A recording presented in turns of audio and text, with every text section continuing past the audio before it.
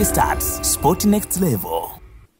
Sakata la dabi ya Kariakoo, wenyeji Yanga dhidi ya Simba katika mechi mojawapo ya ligi kuu Tanzania bara msimu 2024-25 linaendelea kutoa nafasi yake. Na safari hii limeibuka kule bungeni, ambapo miongoni mwa maswali ambayo wabunge wamekuwa wakihoji ni pamoja na juu ya taarifa ya ripoti ya bodi ya ligi kuhusiana na kile kilichosababisha Machi 8 mechi hiyo kuahirishwa kabla baadaye kupangwa Juni 15, ambayo wenyeji Yanga wamegomea mechi hiyo. Ni mchezo namba 184 hawatacheza, na sio tu mechi hiyo. Yanga wameenda mbali zaidi kwamba hawatacheza na mechi nyingine zote zilizobaki za msimu huu mpaka matakwa yao waliowasilisha kwa bodi ya ligi yatakapofanywa kazi. Na chanzo chake ni hii mechi ya Machi 8, Yanga wakiwa wenyeji dhidi ya wekundu wa Msimbazi Simba. Inakumbukwa vizuri katika siku hiyo ya Machi 8, wakati bodi ya ligi ikitoa taarifa ya kuahirishwa kwa mchezo huo Machi 8, miongoni mwa yale ambayo ilieleza kwenye taarifa yake, ambayo ndio hiyo unayoona hapo ndugu mtazamaji wa Bunduki Stars Sport Next Level, ni kwamba kuna baadhi ya matukio katika lile tukio ambalo wekundu wa Msimbazi Simba walilalamikia kwamba walikwenda kutekeleza haki yao kikanuni, kifungu cha 45 kanuni za ligi kuu Tanzania bara msimu 2024-25 sura ya 5 kanuni ya 17 katika kifungu cha 45 inayotoa nafasi kwa timu ngeni kufanya mazoezi kwenye uwanja utakaotumika kwa ajili ya mechi ya ugenini siku moja kabla ya mechi. Simba walikuwa ugenini, Yanga wako nyumbani, lakini kwamba walipofika uwanjani wakazuiliwa kufanya mazoezi na watu ambao waliwatuhumu walidai kwamba ni mabouncer wa Yanga. Sasa bodi ya ligi wakati ikitangaza kuahirishwa kwa mchezo huo siku inayofuata, ambayo ndio siku ya mchezo Machi 8, maana Simba walikwenda kufanya mazoezi Machi 7. Katika taarifa yake miongoni mwa aliyoeleza ni kwamba kuna matukio yanahitaji uchunguzi, kufanyika kwa uchunguzi zaidi ambao usingeweza kufanyika kwa wakati, na ndio maana iliahirisha mchezo huo. Na katika aya ya mwisho ilieleza kwamba bodi itatoa taarifa kamili kuhusiana na tukio hilo na kutangaza tarehe ya mchezo huo mapema iwezekanavyo. Ni huo mchezo namba 184.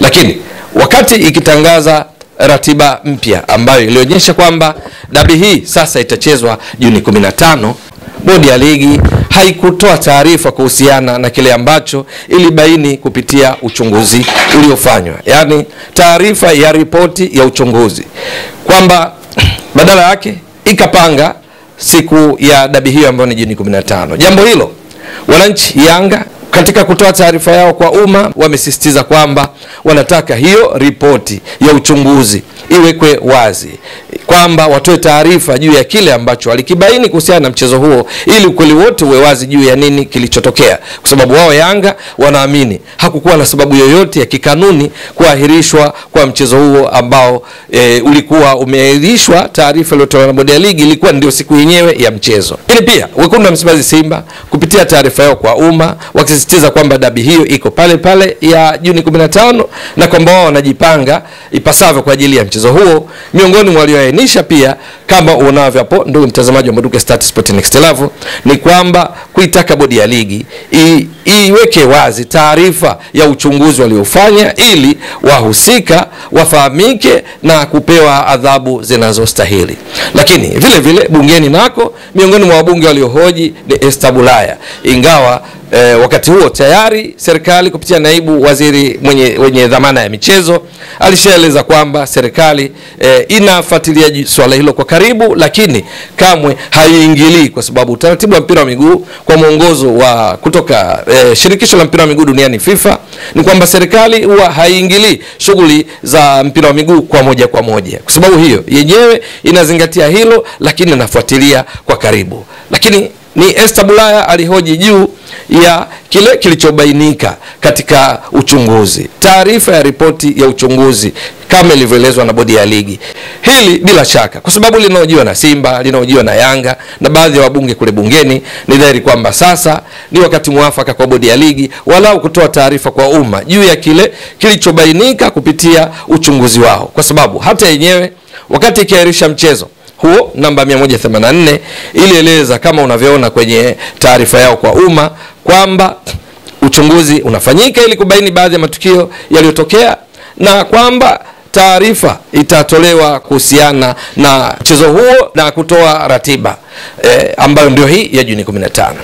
Ni dhahiri kwamba bodi ya ligi ikifanya hivyo pengine itaondoa ukakasi juu ya sababu haswa za kuahirishwa kwa mchezo ule wa mechi 8, kwa sababu inakumbuka vizuri wakati ikiahirisha mchezo huo, kama inavyoonyesha taarifa yao kwa umma, hiyo mechi 8, bodi ya ligi ilitumia kanuni namba 34 juu ya kuahirishwa kwa mchezo. Kanuni namba 34 kifungu cha 1.3 ambacho miongoni mwa sababu za kuweza kuahirisha mchezo ni dharura ama sababu ya msingi inayokubaliwa na TFF. Ilitumia kifungu hicho, lakini nafahamika wazi katika kanuni ya 17 sura ya 5, wakati kifungu cha 45 kinatoa nafasi kwa timu ngeni kufanya mazoezi katika siku moja kabla ya mchezo kwenye uwanja utakaotumika kwa mchezo husika, lakini kifungu cha 62 cha kanuni hiyo hiyo, kifungu cha 62 kanuni namba 17 inaonyesha adhabu ambazo zitamkuta mchezaji ama klabu yeyote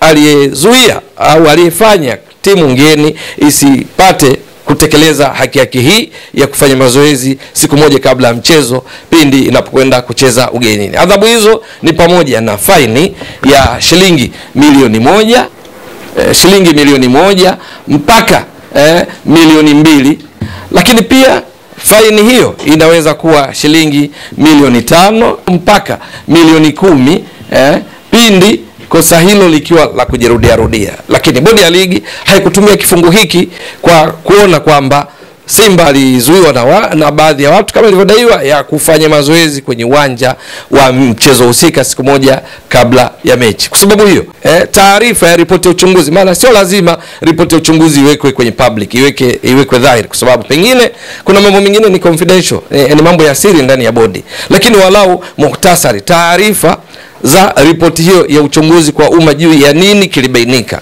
kwa sababu pengine ikishawekwa wazi hiyo ripoti itaonyesha ni kwa nini bodi ililazimika kuahirisha mchezo huu namba 184 uliopaswa kuchezwa Machi 8. Lakini kwa ilivyo sasa ni dhahiri kwamba inachangia pia kuwepo na maswali mengi, kwani ndani ya ripoti hiyo ya uchunguzi waliofanya ibuka kipi haswa ambacho wao bodi ya ligi wanashindwa kukieleza kwa umma walau kwa taarifa muhtasari juu ya kile walichokibaini. Bila shaka wakifanya hivyo inasaidia kuongeza wazi na kwamba yenyewe inazingatia na kutekeleza vyema kanuni za ligi kuu Tanzania bara kama zilivyo za msimu huu wa 2024-25 toleo la 2024. Yanga wamesisitiza hawatacheza dabi hii, lakini wekundu wa Msimbazi Simba wao wako tayari kucheza, na bodi ya ligi inasisitiza dabi iko pale pale Juni 15 mwaka huu. Je, itakuwa vipi? Ni swala la kusubiri. Ewe mtazamaji wa Mbwaduke Stats Sport Next Level, endelea kuunga mkono channel hii kwa kuhakikisha kama una subscribe, una share, una like na kucomment. Mwasilishaji wako ni mimi Ramadhani Mbwaduke almaarufu kama mzee wa data. Shukrani jazilan. Bye bye. Mbwaduke Stats Sport Next Level.